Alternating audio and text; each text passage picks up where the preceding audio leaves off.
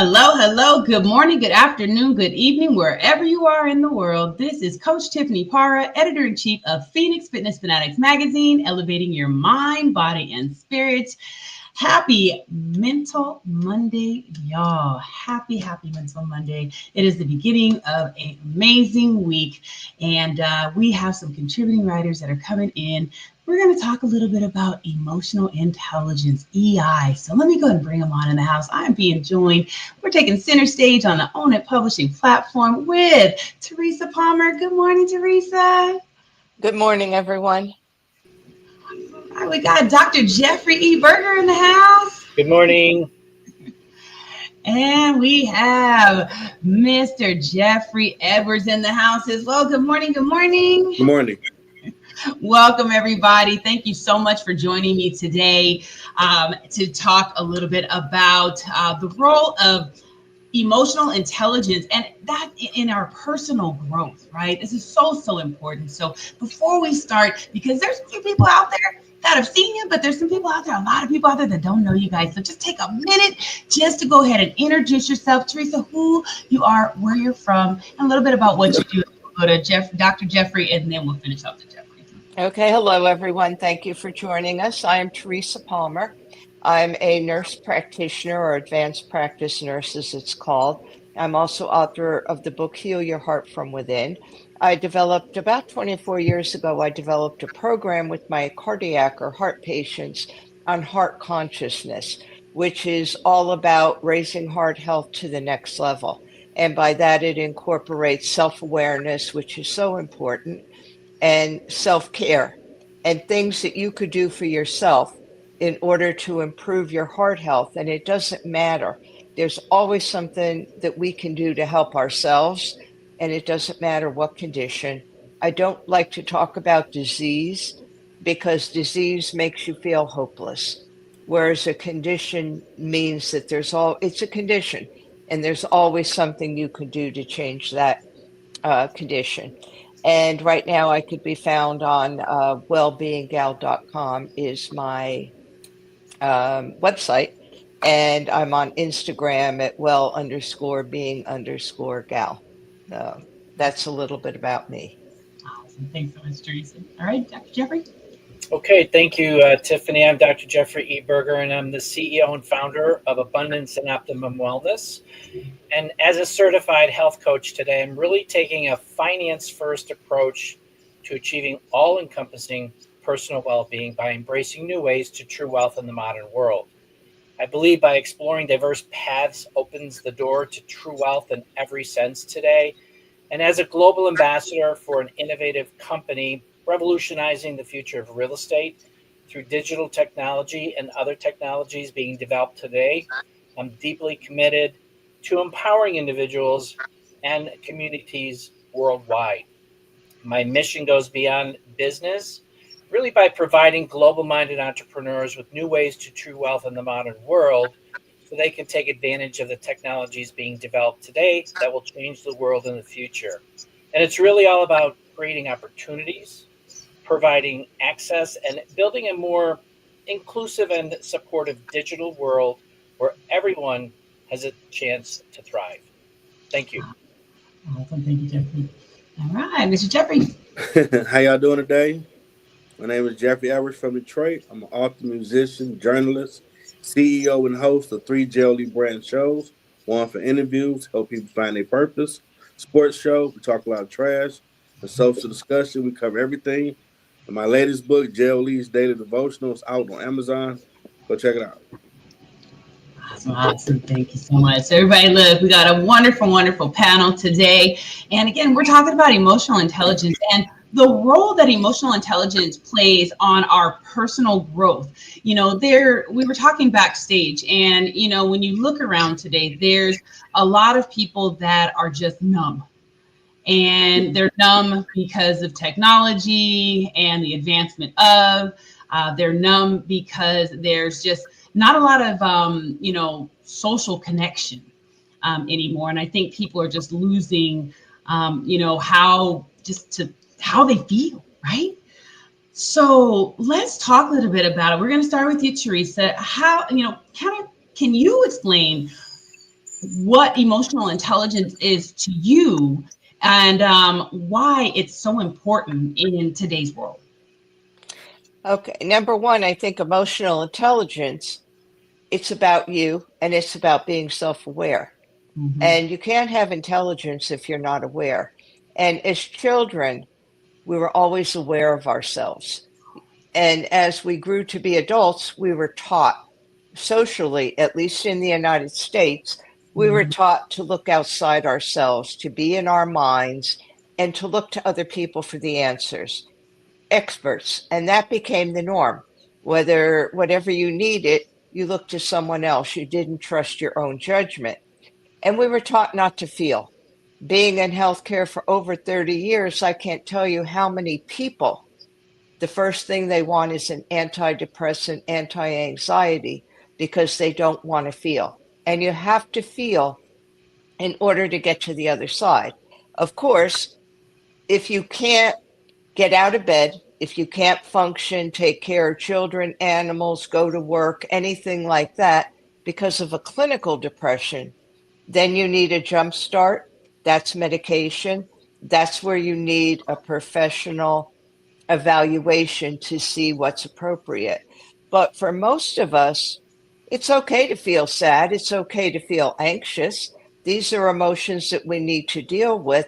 And if you experience loss, the only way to get to the other side of that is to feel it. And one of my mentors, Rick Jarrow, who's unfortunately, he's transitioned about almost a year ago now. And he always said, sometimes you have to sit in the oven until you're fully baked. And we don't like to sit in that oven. We like to come out and keep making the same mistakes and decisions over and over again because we don't learn. And emotional intelligence is all about learning about yourself, how to handle your emotions, what these things mean, and then bringing that into the outside world. So to me, it's really all about self-awareness. And there's staggering statistics that only 17% of people polled in the United States even knew what self-awareness was. I mean, that's so low that means that there's almost 60 some, 70 some, 80 some people that have no idea what self-awareness even means. So we need to get into ourselves, and the only way to do that is to get to know ourselves, and that can be done through being quiet and focusing on what we're feeling, how we're feeling, and working with that.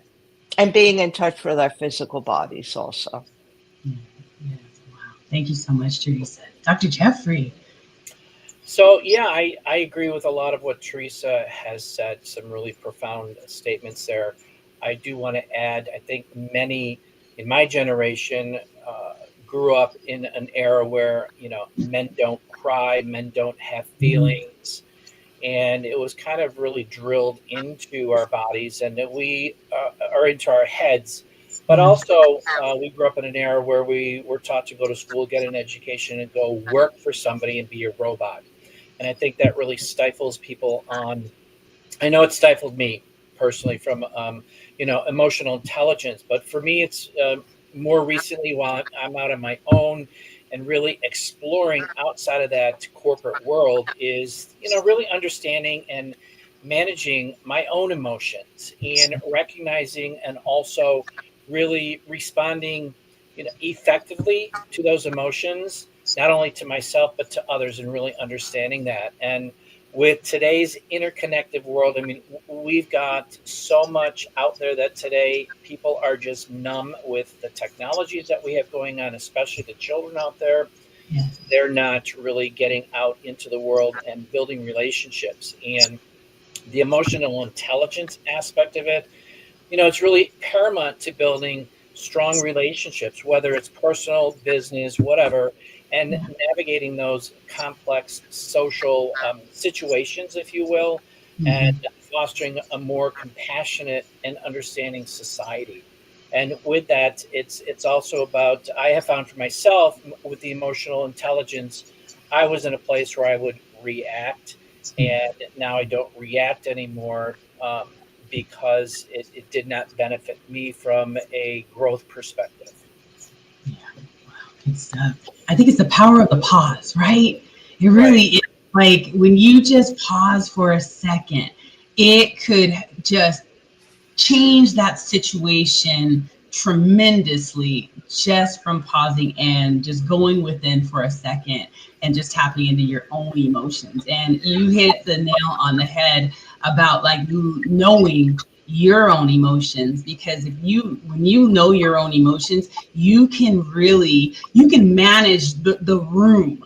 You know how when you walk into a room and if you're upset, and you walk into a room, people are gonna feel You'll that. notice You that. know, when you're in a room and someone walks in and they're just nasty, Yeah. it's that energy, and you can Right. feel that. So it's really being able to be in touch with your own, having that emotional intelligence, right? So Right. then you can really manage, even as a leader and as as a boss, right? When you have employees, when you have that emotional intelligence and you're happy and you are filled with gratitude, having that attitude of gratitude and not letting, all these things build up, right? Because when you let it build up, you explode, and Right. no one needs that. So that, oh man, just, Absolutely. yeah. So, Mr. Jeffrey Edwards, what does emotional intelligence mean to you, and why is it important in today's world? Everybody makes great points about it. I think it's being able to control your emotions to a degree, because life comes at us real fast, especially in today's world. Mhm. And if you don't, you will always be reactive. And if you can find some measure of balance, you can engage others and maybe help them. So I know being a Generation X, we were like in the middle of the old school and then the iPhone and TikTok world. Well, we adapted on the flash so we can keep navigating through all this.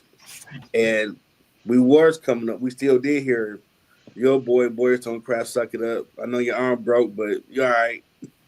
Even though think about it now, that's kind of crazy.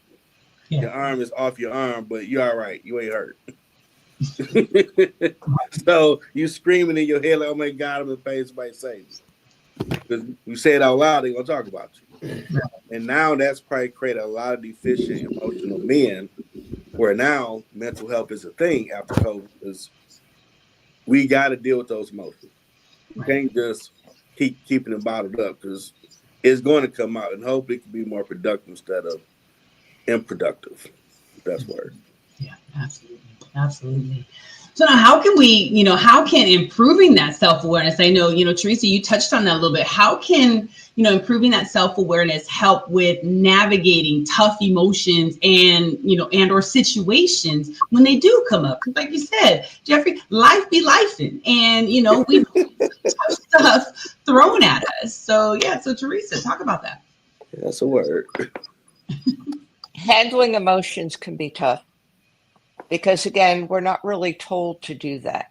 When somebody asks you how you are, the response is you're fine, even if you're not fine. Not that we should go around telling everybody our deepest, darkest secrets, but when you have that kind of conditioning, it kind of sets you up to have a barrier, to even put a mask over your feelings. And what we need to do, again, is be aware of ourselves, get to know ourselves. Because if we don't know ourselves, we certainly can't know or help others. And I know you had mentioned, Tiffany, about that energy. Well, that energy comes from your heart, because the heart is the largest energetic field in the body. It extends at least 3 feet out from us. So what we're feeling, people between 3 and 6 feet around us can feel that also. So if we're not comfortable with our emotions, technically we're making other people uncomfortable with us Mhm. because they don't know what to expect from us. So handling your emotions is really delving in and seeing how you're feeling and why you're feeling that way. What is it that has you upset? And knowing that if you lose a job, lose a pet, lose a spouse, lose anything, that you're expected not to feel good. you don't have to feel good every day. You don't have to put a fake smile on your face. I know in another session we talked about faking it until you make it. Well, no, there's no faking it, because once you get into faking it, it's hard to get out of it. So you have to be you, have to understand yourself, and you have to do that inner work. And the best way to do it is to sit quietly with yourself and just feel your emotions, feel sensations in your body. And then how could you change that? Maybe you just need to sit with it for a while. Maybe you could go out for a walk. Maybe there's something you could do, but acknowledge, I lost my job. I don't like it. I'm feeling sad about it. And now what could I do about it? Don't brush those emotions down. Keep them on the surface. It doesn't mean you have to hide from the world. It just means that you're saying, this is my problem. This is what I'm feeling. Now, what is the solution? Or is there a solution? Maybe the answer is feel sad, go through it, come out the other end. Thank you, Teresa. Dr. Jeffrey. Yeah, so great, great nuggets there, Teresa, and I resonate with a lot of that. For my journey, I talked about reacting in the previous question, and I want to elaborate on that a little bit more with this here, because for me, the journey was I had a lot of reaction. I reacted to a lot throughout most of my career as a software engineer, and did not deal with stress very well. Come to realize it was a contributing factor of gut health for me. When I understood the complexity of our gut health and the foods that we're eating today with the 10,000 chemicals that are in there, the preservatives that are in there for our food are contributing to, stress, depression, anxiety.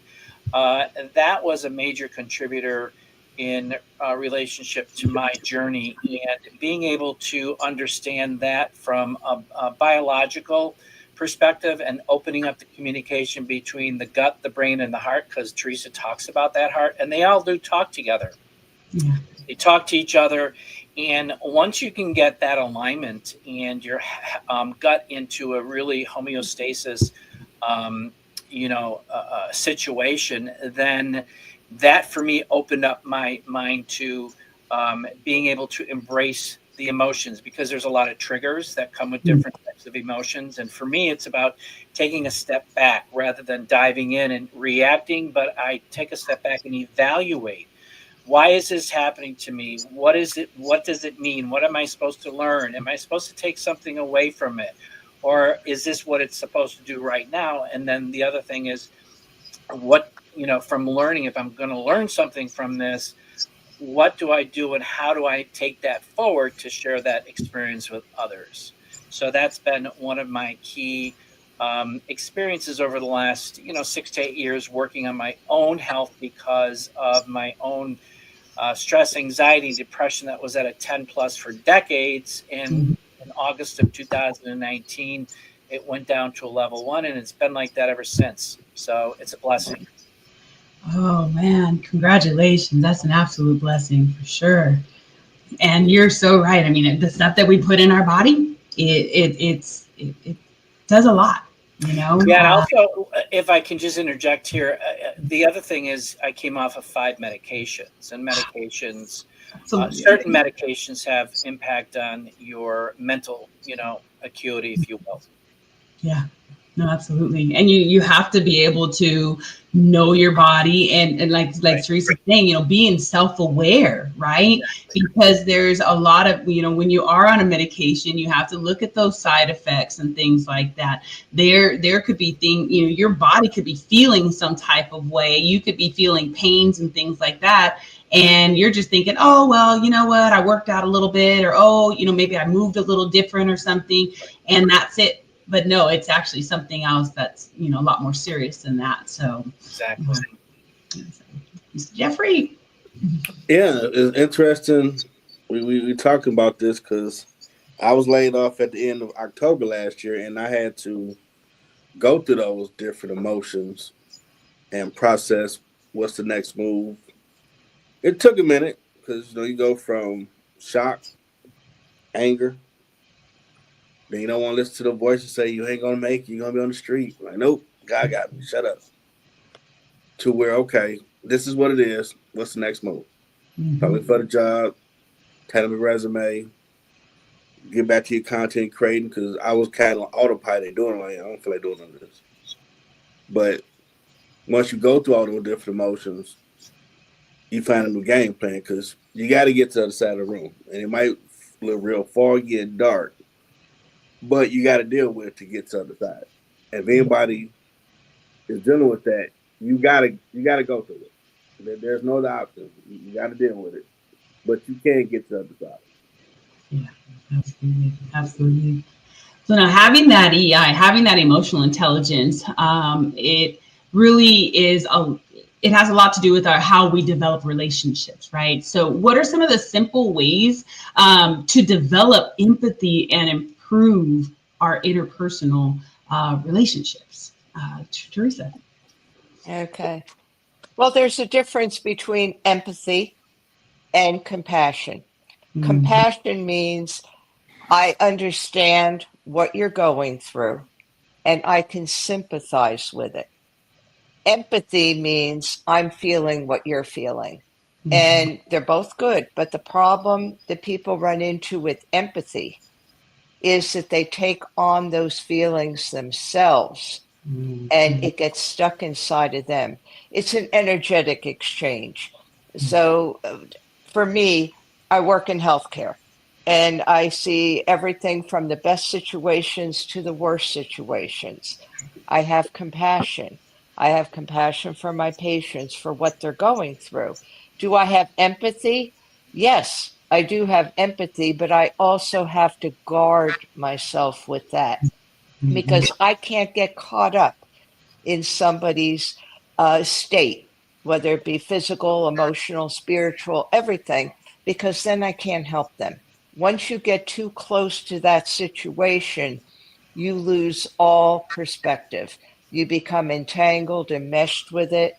And that's sometimes, I think, what people run into a problem with spirituality because they get enmeshed into these situations and they lose their identity. And that, I think, is the downside. So, yes, there is a place for empathy, but you also have to know that you have to know your own boundaries. So, again, you have to know yourself. And there's always things that you could do. Like I know a lot of energy workers, and I do study some energy medicine, where you put a shield around yourself and that shield could either be a light, anything that you want it to be, and it surrounds you. So what I use is like they use for Star Trek when they beamed you up, Yeah. and it's like this film, and you put that around you, and that way it protects your energy so that you don't, for lack of a better word, get entangled or enmeshed with somebody else's energy. So it's important to have empathy, it's important to have compassion, but if you're dealing with empathy, know how to protect yourself from that energetic emotional response that gets triggered with the empathy. Thank you. Thank you, Teresa. Dr. Jeffrey? Oh, you're muted. Thanks. Sorry about that. Cultivating empathy for me has been a journey of active listening. During my career and being on those medications, it didn't really serve me in a way where I was actively listening because of the reactions that I had and not wanting to listen, but and not really wanting to listen to other people's perspective. It's like, well, that's your problem, and I don't want to hear it, and I don't want to understand it, type of thing. But since cleaning my gut, I go back to the gut again because it's a system that has just so much power. It's allowed me to taking a step back. All right. And looking at a bigger, broader perspective of the individual and kind of putting myself into their shoes, because then through mindfulness for me, and as well as self-reflection of the past and what I've gone through, I've been able to embrace and have an understanding of where they're coming from, because sometimes what they've gone through is what I've gone through. So I understand that. So by acknowledging our own emotions and biases through that journey, we can better understand and connect with the others by acknowledging and validating that they have their own emotions, and we resonate with that, rather than we embrace that rather than rejecting it and pushing it away from ourselves. Because for me, during my 8 to 10 year journey here, it's been a growing experience for me, and I'm very, very blessed and appreciative of getting introduced to that gut health aspect, because I don't know where I would be today. And I always reflect on going home for a holiday gathering. I have a twin brother, and I walked into the kitchen, take my reactive, and do it 10 times. That's him. And he reacted. And I just looked, and I took a step back, and I'm like, oh my God, that was me like 2 years ago, 2 to 3 years ago. And that doesn't happen anymore. And that is, that's a game changer for sure. Yeah. So thank you. Wow, thank you. Good stuff. Thank you. All right, Jeffrey. For me, I've learned to compartmentalize, because some people's situations could be extreme, and the way they're emotionally dealing with it, it might require you to be that person they hug for a minute, or pray with, or whatever they need, or just listen. So you're there in that moment with them, but you don't stay there, because you, like, say, you can get lost in it. Because some of the stories you hear, like, whoa, I need a drink right now. I can't believe this happened to him. But you're still trying to be helpful and be focused, so you don't walk away with all that on you. Like, I feel down. Yeah, because you just heard some stuff that is very bad, and you're trying to process. So everybody technique is different, but for me, if I compartmentalize, I'm able to take it off after I leave their presence and not have it stay with me. Good stuff. Good stuff. Thanks, Jeffrey. So, how do you guys recommend using emotional intelligence to maintain a positive work-life balance? I know we were talking about that a little bit in the background before we came on, and I shared a few things that I did myself with that work-life balance. And really, I mean, I kind of brought home, to work with me, and I just made sure that I lead by example. I always made sure I had a positive attitude, took time for myself, but also gave people a space. Especially as human resources, you want to give people a space to be able to just, if they need to cry, let them cry. If they need to, just get it all out. Just get it out. You need to cuss it up, whatever, just to get it out. Just get it out. And that really helped, even for myself, just having that space, it really helped that work-life balance. So Teresa, how do you recommend using emotional intelligence to maintain that positive work-life balance? So since everything starts with you first, it's always about us first. We have to put ourselves first, because you can't drink from an empty well. And the airline industry says it the best. Put your own oxygen mask on first, then help others. Because if you don't, you're going to be dead, and you're not going to be able to help others. And it's a harsh way to look at it, and sometimes it's a harsh reality. But with work-life balance, you have to put yourself first. If you have to, you set boundaries with work. And it's just something that you need to do. Many, many years ago, I started my career in cardiac surgery, and I loved it, but it was difficult. The surgeon expected me to be there 24/7, I couldn't take care of my own business. And it finally reached a point where I had to sit down with the surgeon and say, this is what I need from the job. And he told me, no, you can't have that. That's not what the job is. So I left the job. After 3.5 years, I left. I stayed in cardiology, but I put myself first and put myself in positions where maybe I didn't get as much honor and glory as I did in that job, but I was able to fulfill what I needed for myself in order to help my patients. So I would say put yourself first. It's not being selfish, it's crucial for health, well being, and to be able to be there for other people. And that's how I balance my work life. I start with me. Awesome. Thank you, Teresa. Dr. Jeffrey, what about you? That's great, Teresa. So to open the doors for emotional intelligence, I believe it starts with loving yourself first. Mm-hmm. Because if you don't love yourself first, there are a lot of things that will inhibit you from moving forward. And so with that, emotional intelligence is really crucial for work-life balance. I think more so today than in the past. I could be wrong, but I'm getting that sense more today because of everything that's going on. Mm-hmm. And by recognizing the different stress levels, setting healthy boundaries around yourself, learning to say no.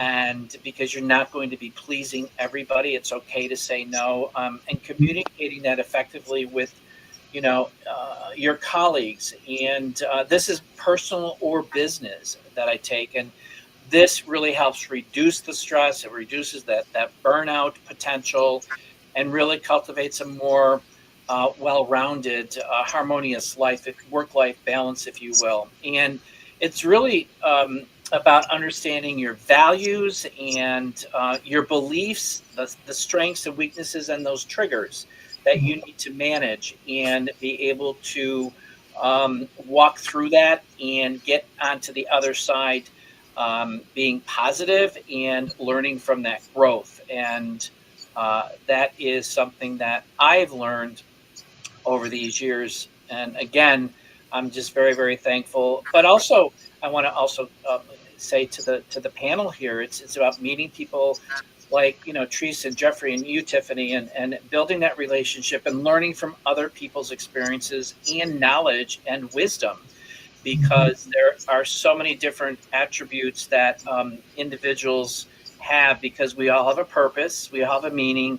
And we want to share that with the world because there's so much negativity out there and so many things that are bad. We want to give people hope, and that's what we're here for. That's right. Absolutely. Well said, Dr. Jeffrey. Thank you. Thank you. Okay. All right, Jeffrey. All right. Great points from the panel. But my perspective, you need some me time, because someone's always going through something more than what you're going through. And for you to find that focus, you matter. Whether you draw in your drawing book, watch cartoons like myself, or music, or take a walk, whatever you need to do to reset you to deal with that day's situation. And understand it's just for that day. The sun's going to shine tomorrow. Do the best you can with it, let it go. Because you can be overworking even after you get home and feel like you're never off the clock. Right. And then once you start getting into them waters, you feel like you're a drone. Like, do I ever get a break? Do I get a weekend? Like, you gotta have a cutoff for yourself. Okay, if I get off at 2:00, if I got to do paperwork, 3:30 cutoff. I don't care what it is, we done. Yeah. It'll be there tomorrow. Go get some me time. Go put your feet up, something. And that should help you. I mean, my ultimate is always to run the music. That's my sanctuary. And I can tolerate anything. So if they ever stop music, I'll probably be Thanos. As long as I got music, I can deal with anything. Thank you. Great points, everyone. Great points. This has been amazing. So, Teresa, can you just tell everyone how they can get in contact with you? Once again, I'm going to bring it up on the ticker, and then we'll go to you, Dr. Jeffrey, and then you, Jeffrey, as well. Okay, you could get in touch with me either through Instagram, well_being_gal, or you could reach me through my website, wellbeinggal.com, all one word. And my book is Heal Your Heart from Within. It's available on Amazon.com, BalboaPress.com, BarnesandNoble.com, and BooksAMillion.com. Awesome. Thanks so much, Teresa. All right, Dr. Jeffrey. Yeah, so let's see. LinkedIn, Facebook, Instagram, TikTok, and YouTube. Just search for Jeffrey E. Berger or Dr. Jeffrey E. Berger. I don't think that's on TikTok or, So, and then just look for the bald dude. You'll find me. Awesome. Thank you, Dr. Jeffrey. All right, Mr. Jeffrey, go ahead.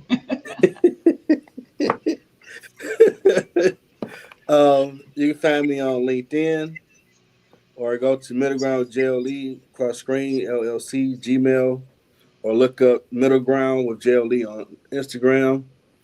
You can actually Google me. That's the weirdest thing. If you put in Middle Ground with JLE, you will find me on one of my episodes, one of my shows. On my YouTube channel, Middle Ground with JLE, LLC. Awesome. Very good. Well, and you can also find everyone on Phoenix Fitness Fanatics in the magazine. Jeffrey, Dr. Jeffrey was our January cover guy. So this is his third year, 3 times. That's a 3-peat, y'all. So thank you, Dr. Jeffrey, for gracing us once again with an amazing cover. You are amazing. Just watching your journey through, this last couple of years has just been awesome. And, you just add so much value out there. And again, you guys got to check him out. Check everyone out here. Check Teresa out. Check Jeffrey Edwards out. Subscribe to Phoenix Fitness Fanatics magazine. Just go to Phoenix Fitness Fanatics mag2021.com and get your subscription there. And you can also, you can Google me if you want to Google Coach Tiffany Parr. You'll see a whole lot of stuff out there between Phoenix Fitness Fanatics, Own It magazine, which is our parent magazine, Own It magazine and publishing. So there's a lot of information out there for all of you all to just be able to dive into and become the best version of yourself. So we want to thank you all for joining us today. We love you so much. Have an amazing week, and we will see you guys next time. Take care, everybody.